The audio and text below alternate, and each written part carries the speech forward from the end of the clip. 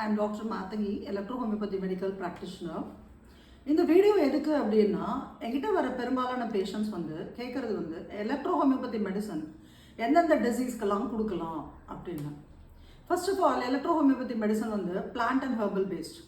So அதனால் எந்த side எஃபெக்ட்ஸும் கிடையாது. இன்னொன்று அது லிக்விட் பேஸ்ட். ஸோ ஈஸியாக நம்ம பாடியில் இருக்கிற செல்ஸை அது ரீச் பண்ணும். அடுத்தது என்ன அப்படின்னா அது பிளட் அண்ட் லிம்ஃப்ல ஆக்ட் பண்ணக்கூடிய மெடிசன். ஸோ எல்லா விதமான டிசீஸும் எல்லா விதமான டிசார்டர்ஸ்க்கும் எலக்ட்ரோஹோமியோபதி மெடிசன் நம்ம கொடுக்கலாம்.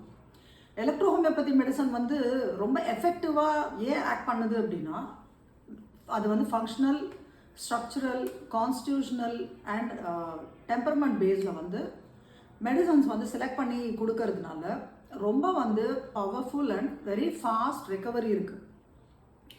இப்போது டிசீஸ் அண்ட் டிசார்டர்ஸ் அப்படின்னு எடுக்கும்போது என்ன டைப் ஆஃப் டிசீஸ்னாலும் எபிடமிக், எண்டமிக், பேண்டமிக்னா நமக்கு என்ன ஞாபகம் வருது? கோவிட்னால நிறையா பேர் அஃபெக்ட் ஆயிருந்தாங்க இல்லையா? ஸோ நிறைய பேஷண்ட்ஸ்க்கு அது கோவிட் ப்ரிவென்டிவ் மெஷர்ஸாக எலக்ட்ரோஹோமியோபதி மெடிசன், அதாவது ஒரு லட்சக்கணக்கான பேஷண்ட்ஸ்க்கு ப்ரிவென்டிவ் மெஷர்ஸாக எலக்ட்ரோஹோமியோபதி மெடிசன் கொடுத்தோம்.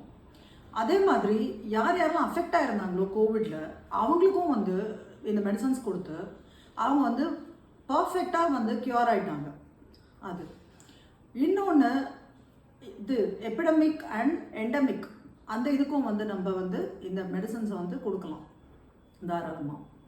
இப்போ நம்ம டிசீஸ் பற்றி சொன்னேன். இப்போ அடுத்தது டிசார்டர்ஸ். இப்போ டயபெட்டிஸ் எடுத்துக்கோங்க. டயபெட்டிஸ் எடுத்துட்டிங்கன்னா டயபெட்டிஸ் ஒரு டிசீஸ் கிடையாது, இட்ஸ் அ டிசார்டர்.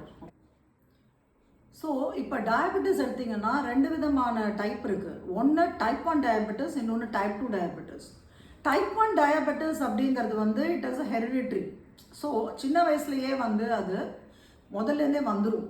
அப்போ என்ன அப்படின்னா இன்சுலின் ப்ரொடியூஸே ஆகாது பாடியில். அதனால் டைப் 2 டயபெட்டிஸ் இன்சுலின் இருக்கும், ஆனால் அது இன்சுலின் ரெசிஸ்டண்ட்டாக இருக்கும் செல்லு. ஸோ அதனால் இன்சுலின் ஆக்ட் பண்ணாது.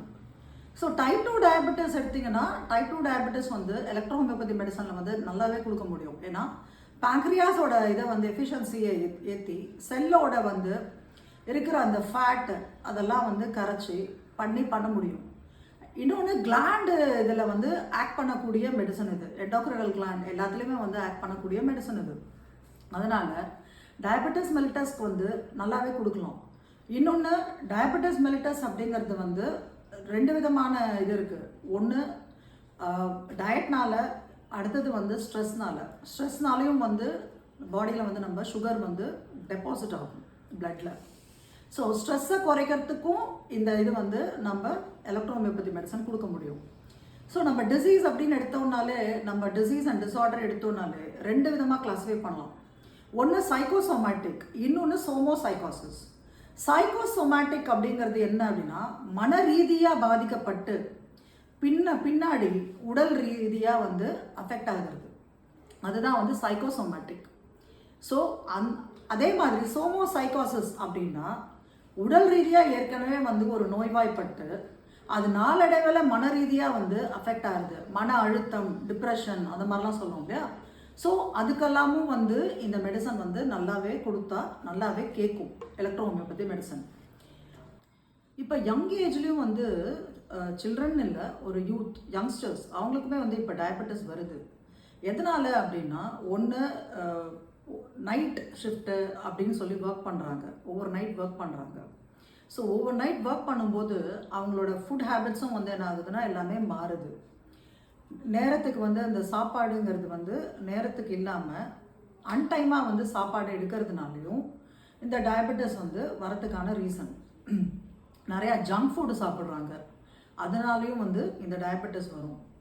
இதுக்கெல்லாம் எலக்ட்ரோஹோமியோபதி மெடிசன் லிவர் மெயினான ஒரு இது. ஸோ நைட்டில் இந்த லிவரோட இது அஃபெக்ட் ஆகும்போதும் இந்த ப்ராப்ளம் டயபெட்டிஸ் வரும். ஸோ அதுக்கும் எலக்ட்ரோஹோமியோபதி மெடிசன்ஸ் கொடுக்க முடியும் லிவரோட ஃபங்க்ஷனை இம்ப்ரூவ் பண்ணுறதுக்கு. இன்னொன்று பேங்க்ரியாஸை ஆக்டிவாக ஆக்கிறதுக்கும் இந்த எலக்ட்ரோஹோமியோபதி மெடிசன்ஸ் நம்ம கொடுக்க முடியும்.